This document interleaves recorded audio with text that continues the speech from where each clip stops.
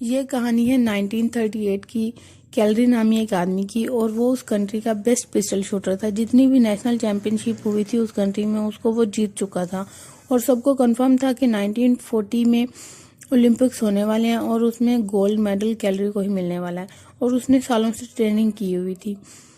उसका एक ही ख्वाब था, एक ही फोकस था कि मुझे उस हाथ को बेस्ट शूटिंग हैंड बनाना है, और वो कामयाब होगा। उसने बना लिया बेस्ट शूटिंग हैंड। 1938 में एक आर्मी का ट्रेनिंग कैंप चल रहा था। जब वो आर्मी में था तो एक एक्सीडेंट हो गया, उसके उसी हाथ में बम फट गया और वो हाथ चला गया। जो उसका सपना था, जो उसका फोकस था, जो उसका ख्वाब था, वो सब खत्म हो गया। उसके पास दो ही रास्ते थे, या तो वो पीछे हट जाए या फिर कहीं छुप जाए। ठीक है, उसने फोकस किया उस पर जो उसके पास था। उसने पीछे नहीं हटा, ना ही वो छुपा। उसने उस पर फोकस किया जो उसके पास था, यानी कि उसका लेफ्ट हैंड। ठीक है, एक ऐसा हाथ जिसे वो ठीक तरह से लिख भी नहीं सकता था। 1 महीने तक उसका अस्पताल में इलाज चला।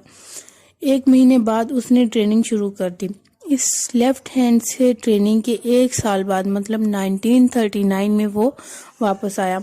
नेशनल चैंपियनशिप हो रही थी और बाकी भी वहां पर काफी पिस्टल शूटर थे।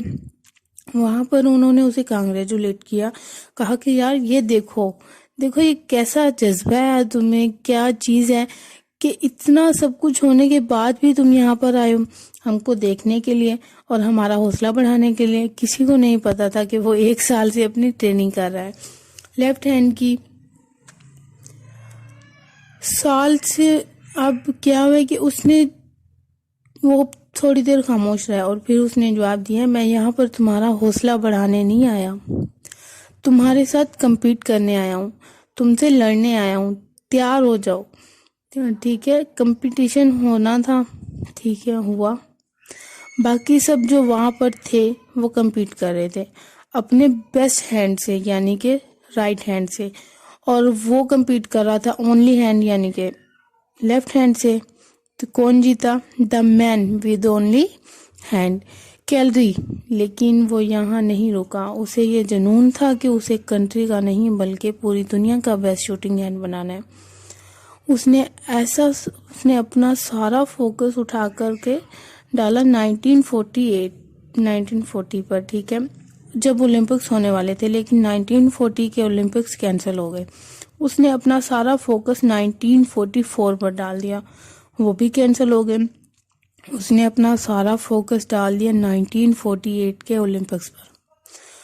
वो गया, पूरे वर्ल्ड के लोग आए हुए थे, और कौन जीता? The man with only hand. अब वो वहां भी नहीं रुका। 1952 के ओलंपिक्स दोबारा हुए, उसने compete किया और वो इस बार भी उस कंपटीशन को जीत गया।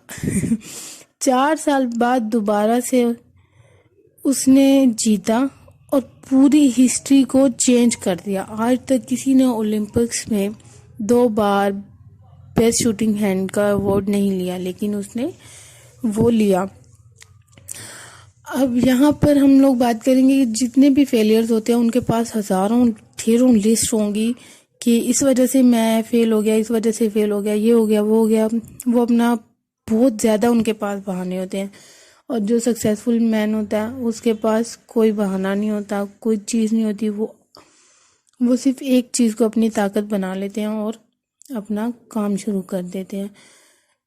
तो ये कहानी है 1938 की कैलरी नामी एक आदमी की, और वो उस कंट्री का